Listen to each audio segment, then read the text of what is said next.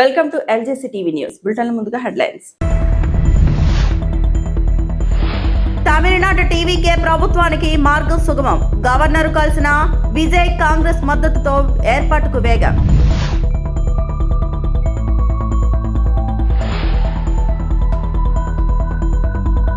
ఏపీకి అనేక దేశాల నుండి పెట్టుబడులు. మంత్రి లోకేష్.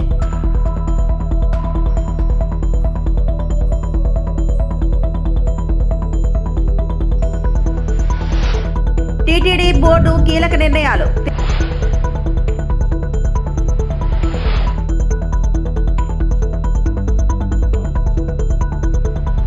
తమిళనాడు విజయ్ నేతృత్వంలో టీవీకే ప్రభుత్వం ఏర్పాటుకు రంగం సిద్ధమవుతోంది. ఈ మేరకు లోక్ భవన్ లో గవర్నర్ రాజేంద్ర విశ్వనాథ్ అర్లేకర్ తో విజయ్ సమావేశమయ్యారు.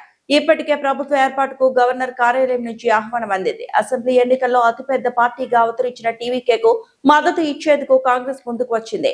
బుధవారం చెన్నైలోని టీవీకే కార్యాలయానికి వచ్చిన హస్తం పార్టీ నేతలు ప్రభుత్వ ఏర్పాటుకు సహకారం అందించేందుకు ముందుకు రాగా విజయ్ వారి నిర్ణయాన్ని ఆహ్వానించారు.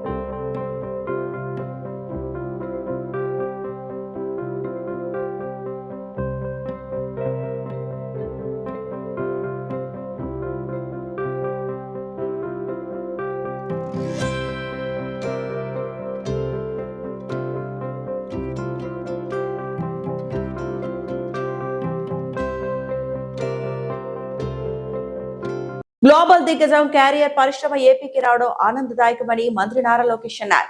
తిరుపతి జిల్లా సత్తువేడులోని శ్రీ సిటీలో క్యారియర్ ఏసీల పరిశ్రమలకు లోకేష్ శంకుస్థాపన చేశారు. ఏపీకి అనేక దేశాల నుంచి పెట్టుబడులు వస్తున్నాయి. పరిశ్రమలకు మౌలిక సదుపాయాలు త్వరగా అందుబాటులోకి తెస్తున్న అవకాశాలను అందిపుచ్చుకునే సమర్థత ఏపీలో పుష్కలంగా ఉంది. సమర్థ నాయకత్వంలో అన్ని పనులు సకాలంలో పూర్తవుతాయని లోకేష్ అన్నారు. Carrier is not just a company, but it's a pioneer that transformed how the world thinks about cooling. And I must admit, my first AC was Carrier. And the senior leaders know our Chief Minister likes to have his room at 17 degrees centigrade. And that was powered by Carrier air conditioner. So there's more than a transaction here. There's a lot more emotional connection here, if I may. From inventing modern air conditioning to becoming a $50 billion global powerhouse, Carrier has constantly been at the forefront of innovation. And today that innovation is coming to the great state of Andhra Pradesh. This 1,000 crore investment will create close to 3,000 local jobs. It's a strong vote of confidence in our state, our ecosystem play, and our Chief Minister, Mr. Chandrababu Naidu ji's vision. We are standing in Sri City, not just an industrial park, but a global manufacturing hub. Sri City is spread across close to 8,500 acres, home to 250 companies from 31 countries, and over $6 billion of exports coming out of this great land. 70,000 jobs have been created so far, but what excites me most is 50% of those jobs have gone to women. From automotive to electronics,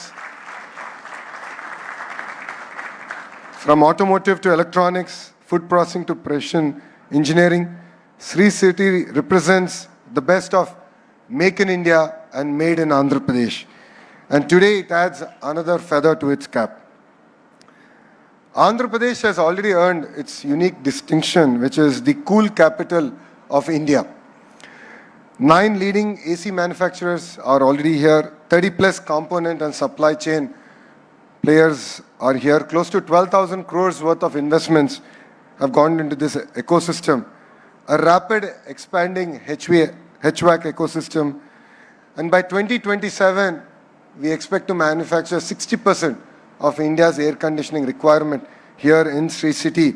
And by 2028, thanks to Carrier, we should now achieve 80% of India's air conditioning coming out of Sri City. As the leadership just shared, India is a growth market, 30% last quarter. I think together we can make it 100%. And that's what I'm sharing with the leadership here.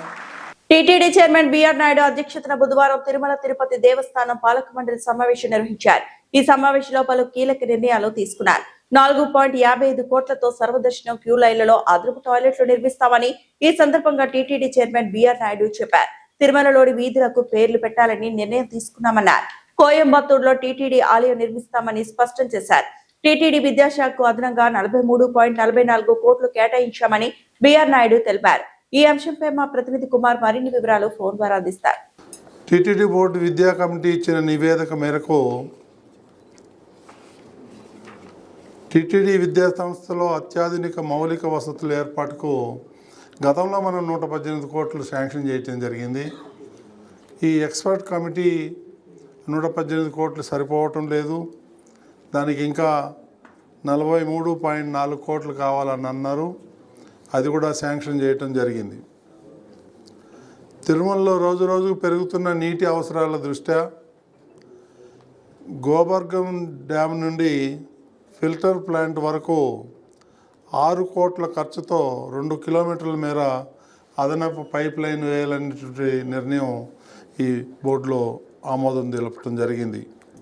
అదేవిధంగా TTD అవసరాల నిమిత్తం 44.2 కోట్లతో ఏపీకి చెందిన ఆప్కో, తమిళనాడుకి చెందిన కోఆప్టెక్స్ వారి నుండి పట్టు వస్త్రాలు, దుప్పటాలు తదితర కొనుగోలు చేయాలని చెప్పేసి ఆ రెండు కూడా గవర్నమెంట్ సంస్థలు కాబట్టి అది ఆమోదం తెలపడం జరిగింది.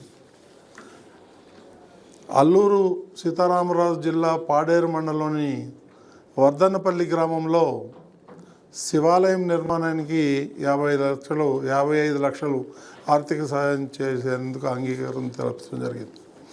నూతనంగా ధర్మాన్ని మరింత వ్యాప్తి చేసేందుకు తలపెట్టిన అక్షర గోవిందం కార్యక్రమంలో పాల్గొంటున్నటువంటి చిన్నపిల్లలకి ఇస్తున్నటువంటి కిట్లు ఏదైతే ఉందో అవన్నీ కూడా ఉచితంగా ఇవ్వాలనేటువంటి నిర్ణయం తీసుకోవటం జరిగింది.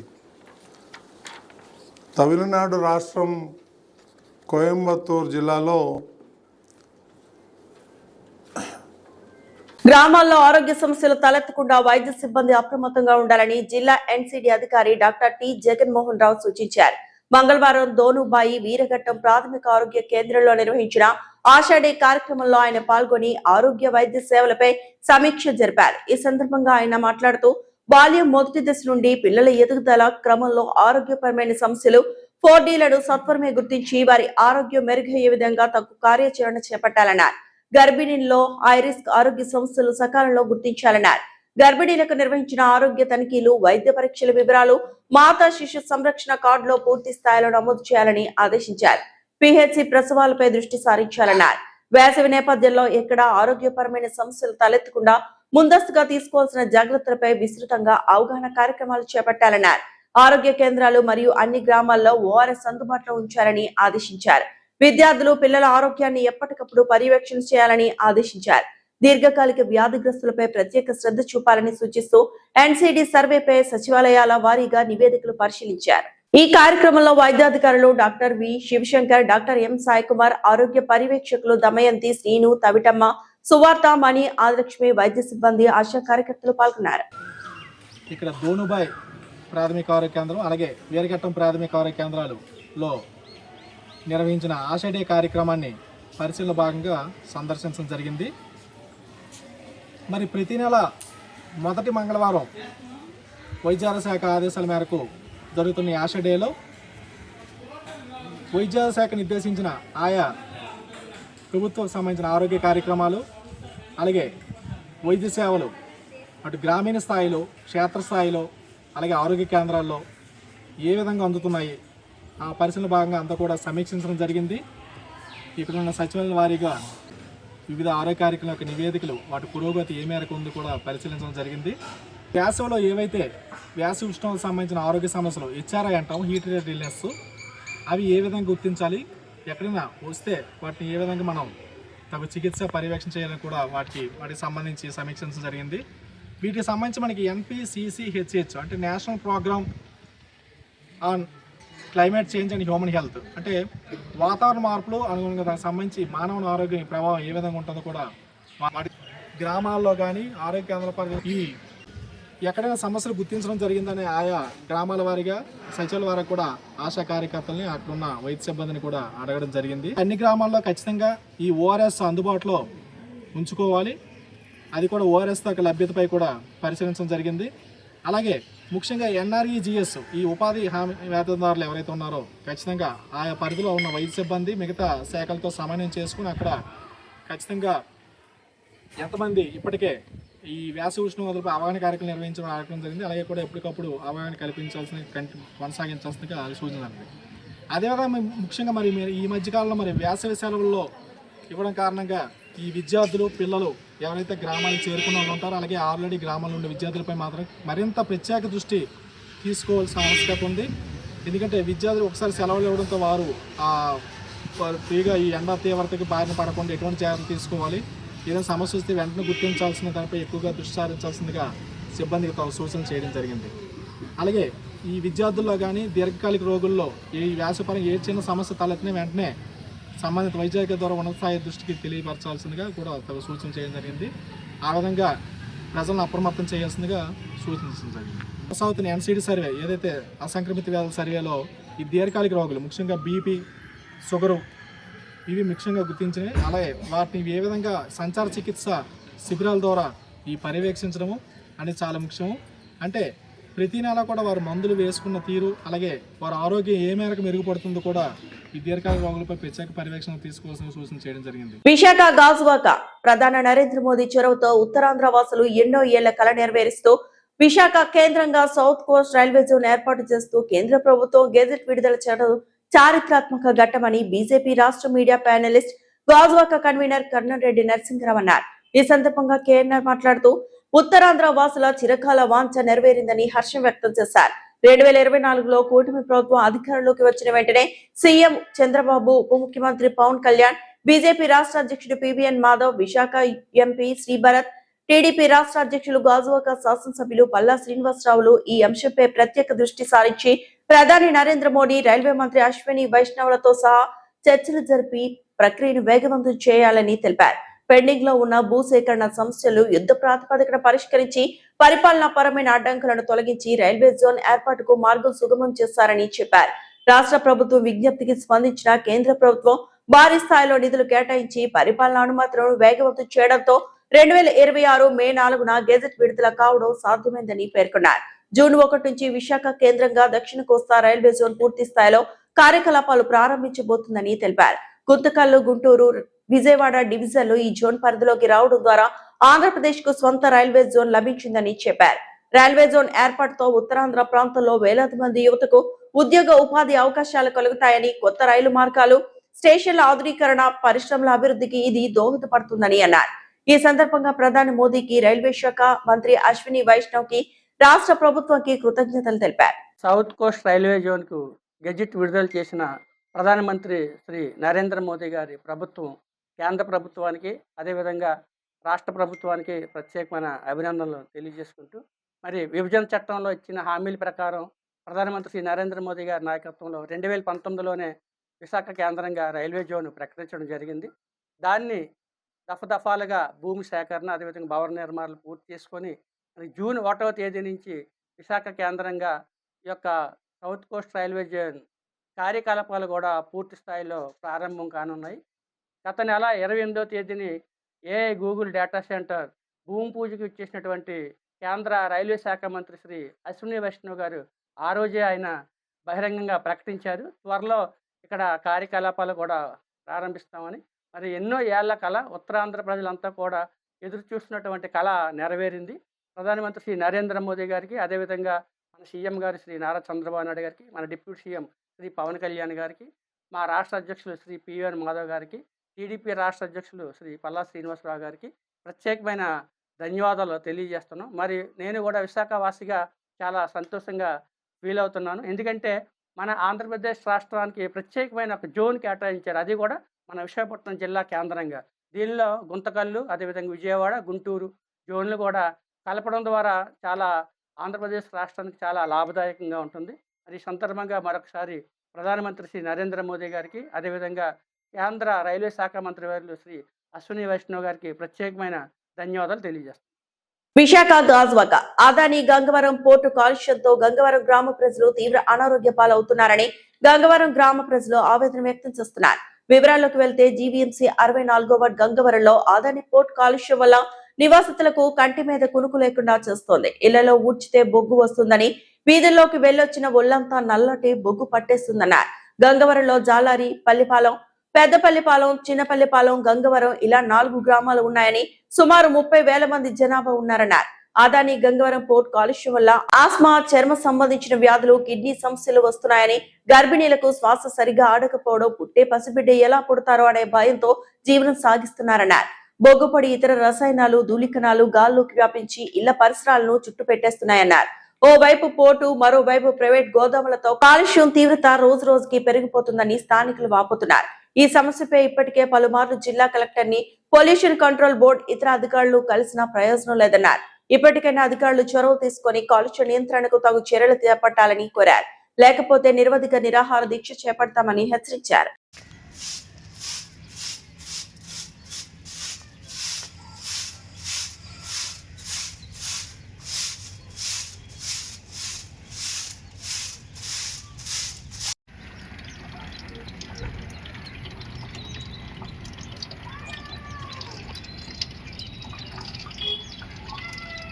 గంగవరం అదాని పోర్టు నిర్వాసులు గతం నుంచి ఇప్పటి వరకు చూసుకుంటే గంగవరం అదాని పోర్టు పొల్యూషన్ అనేది పెరిగింది.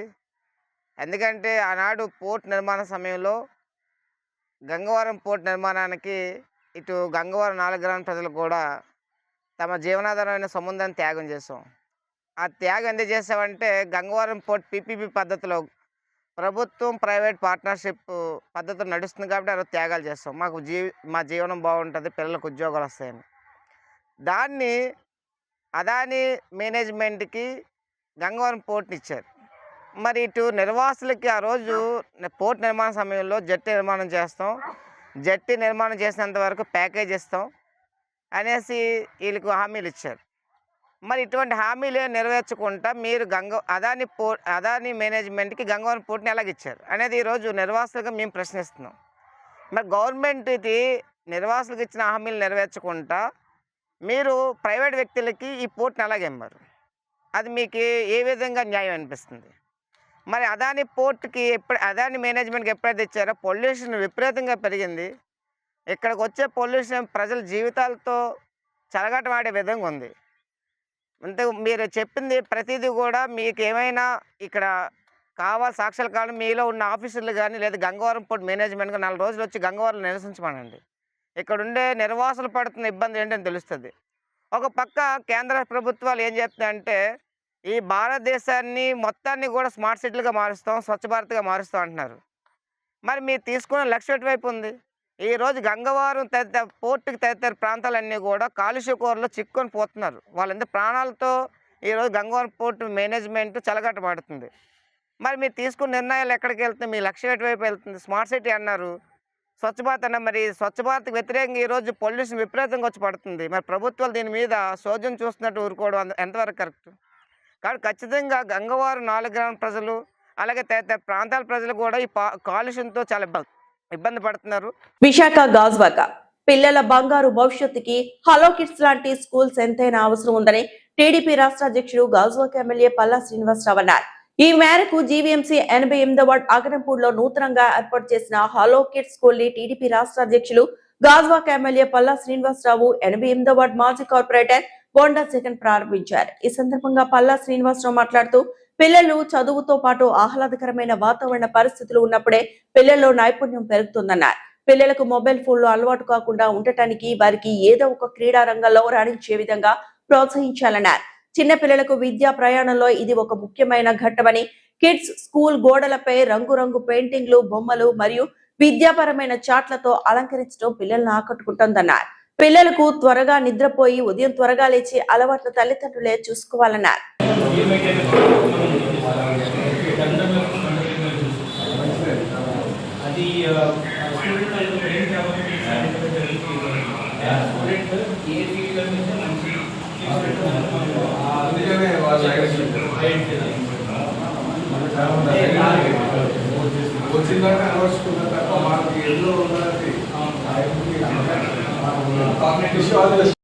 వడ్లపూడిలో హలో కిడ్స్ అనే ప్లే స్కూల్ స్టార్ట్ చేసామండి. దీనికి మన పల్లా శ్రీనివాసరావు గారు అండ్ బోండా జగన్ గారు వచ్చి ఓపెనింగ్ చేశారు. ఈరోజు చాలా సంతోషంగా ఉంది. And coming to the school, ఇందులో మేము ఎవరూ లేని ఒక యూనిక్ ఫ్యూచర్ ఒకటి యాడ్ చేస్తున్నాం. అదేంటంటే డెర్మటోగ్రాఫిక్స్ మల్టిపుల్ ఇంటెలిజెన్స్ టెస్ట్ అని. సో దానివల్ల మన స్టూడెంట్స్ తాలూకా క్యాపబిలిటీస్ ఏవే ఉన్నాయో, బ్రెయిన్ క్యాపబిలిటీస్ ఏవైతే ఉన్నాయో వాటిని మనం ఐడెంటిఫై చేసుకొని దాని ద్వారా వాళ్ళ ఫ్యూచర్ ని మనం ఒక రోడ్ మ్యాప్ వేయడానికి అదొక పాసిబిలిటీ ఉంటుంది. సో అది మనం కొత్తగా ఇందులో మనం యాడ్ చేస్తున్నాం. అండ్ దాంతో పాటు లెగోస్ లెర్నింగ్ అండ్ రోబోటిక్స్ కూడా ఇంట్రడ్యూస్ చేస్తున్నాం. సో ఇది మా స్కూల్ ప్రత్యేకతలు. ఇది ప్రస్తుతానికి అయితే ఇది ప్లే గ్రూప్, నర్సరీ, ఎల్కేజీ, యూకేజీతో స్టార్ట్ చేస్తున్నాము. అలా అని చెప్పి డిఎంఐటీ వచ్చేసి అంటిల్ 10th క్లాస్ వరకు అండ్ అంటిల్ వాళ్ళు సెటిల్ అయినంత వరకు కూడా మనం ఈ కెరియర్ గైడెన్స్ అనేది ఇస్తాం. ఈ ఫీచర్ సర్వీస్ యాడ్ చేస్తాం. అండ్ స్టాఫ్ అందరూ కూడా ఎవరైతే ఎక్స్పీరియన్స్డ్ టీచర్స్ ఉన్నారో ఎక్స్పీరియన్స్డ్ టీచర్స్ ని అండ్ ఎక్స్పీరియన్స్డ్ గార్డెన్స్ మాత్రమే తీసుకుంటున్నాము. So this is one of the advantage for this school. ఈ వార్తలు ఇంతటితో సమాప్తం.